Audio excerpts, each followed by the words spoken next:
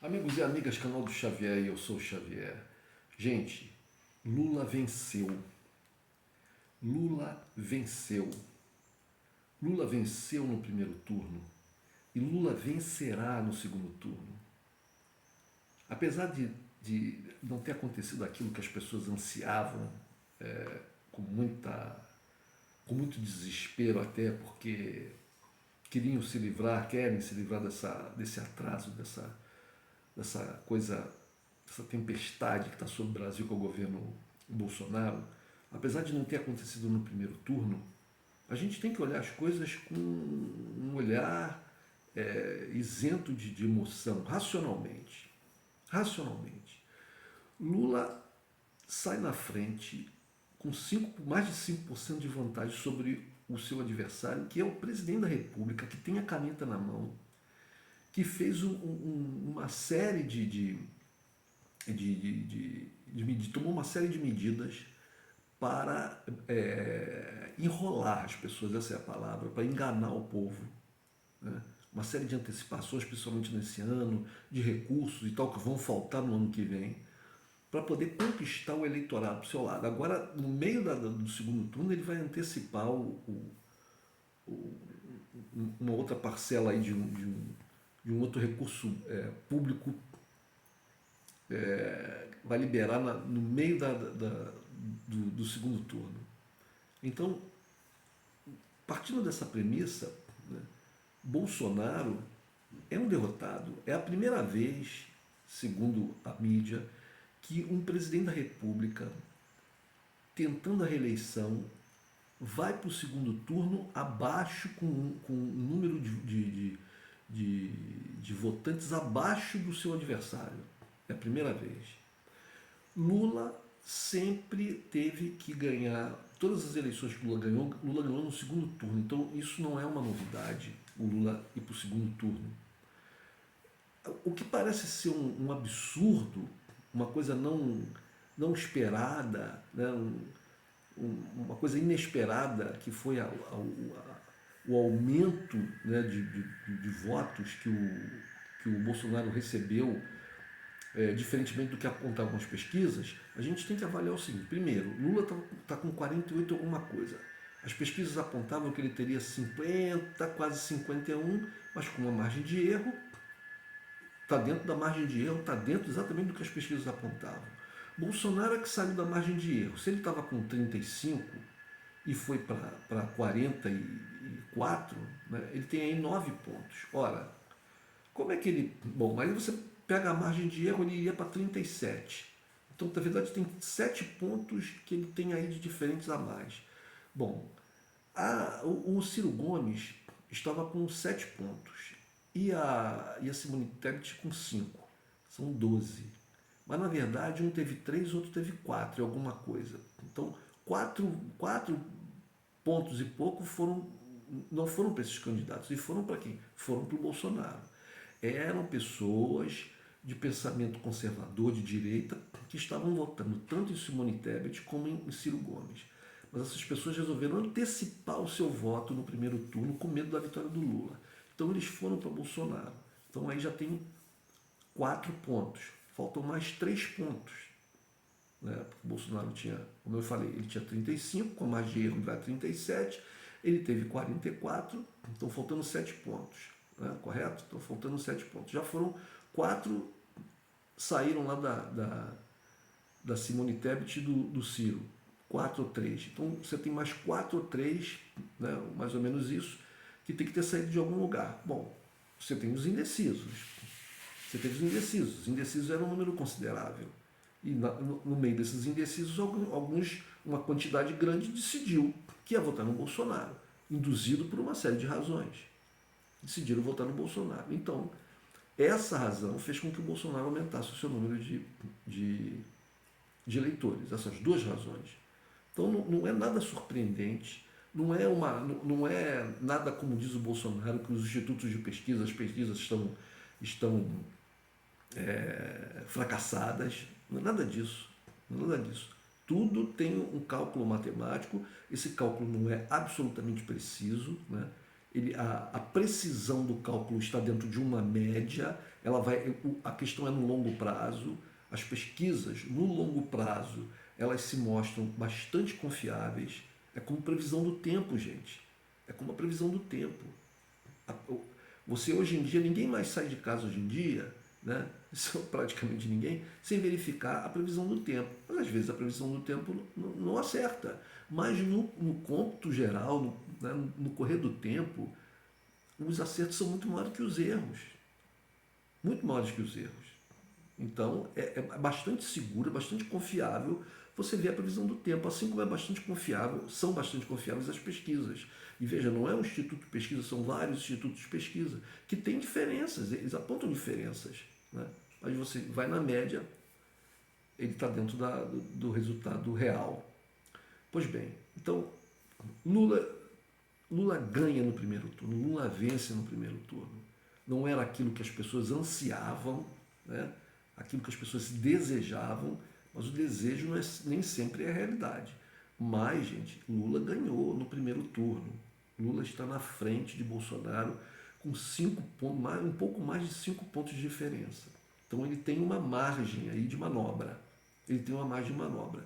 Bom, agora as notícias que estão hoje, né, no segundo dia, perdão, hoje é ainda segunda-feira, no primeiro dia depois das eleições, as notícias que estão apontando aqui nos jornais, né? Por exemplo, então vamos lá, Estadão.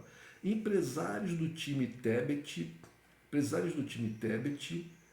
querem definição clara de Lula sobre política econômica antes de declarar apoio.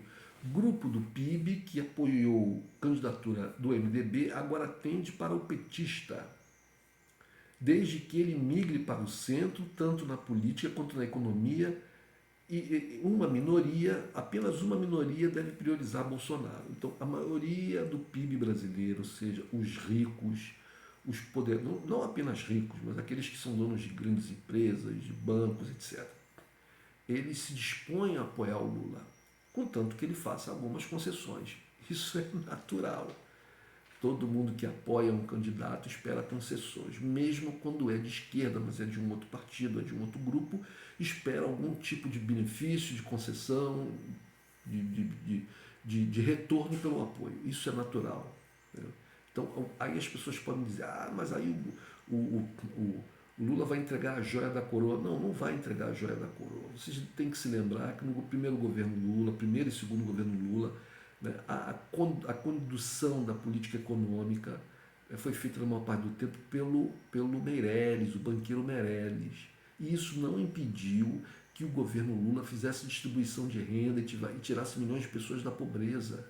Isso não impediu que o Lula, o PT e os partidos de esquerda avançassem muito em várias questões sociais. Muitas pautas da esquerda avançaram no governo Lula. Que todo o país, toda a economia, toda a vida cultural, etc., tudo melhorou no governo Lula. Mesmo tendo no comando da economia uma pessoa de cariz ortodoxo, né, liberal. Então, o Lula ele conseguirá, ele já deu mostras disso no passado, e ele conseguirá balancear essas questões de maneira que nós não tenhamos um retrocesso, porque a questão agora, gente, não é se você tem um governo com gente que é do liberalismo econômico ou não, é questão de você ter gente no governo, você ter um governo que seja fascista, de cariz nazi-fascista. É você não ter um retrocesso agora violento com lideranças evangélicas como essas absolutamente arcaicas, retrógradas, impondo uma pauta de costumes para toda a sociedade brasileira. A questão agora é a gente não ter a milícia, a parte mais podre das polícias e das forças militares no governo. Essa que é a questão. É a gente não retroceder para o início do século XX, para a primeira metade do século XX. Bom, dando continuidade aqui às notícias, vamos lá. Cidadania. O presidente do Cidadania, Roberto Freire, defende que o partido apoie Lula. Olha, vejam bem, o Cidadania é um partido que há muito tempo está distante das esquerdas em geral e do PT, né?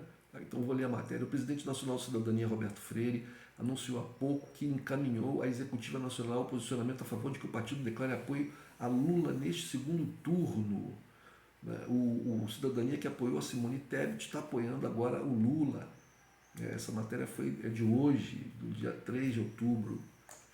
Outra matéria aqui mais à frente, gente. Carlos Lupe, se Bolsonaro for ao segundo turno com Lula, PDT estará com petista.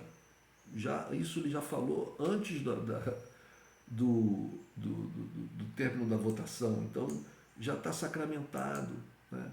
As tratativas entre o Lula, tem uma outra notícia aqui que fala que o Ciro, né, ele está em tratativas, o PDT de Ciro estaria em tratativas com o PT, colocando alguns pontos que deveriam ser aceitos pelo PT, pela cúpula pela campanha do Lula, para que houvesse uma aproximação.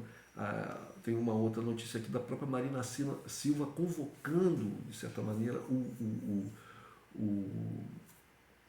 o Ciro Gomes a cerrar fileiras junto com todos aqueles que estão na campanha do Lula, apoiando o Lula lá no primeiro e agora nesse segundo turno. Então, o Lula está conseguindo, né, atrair apoios consideráveis,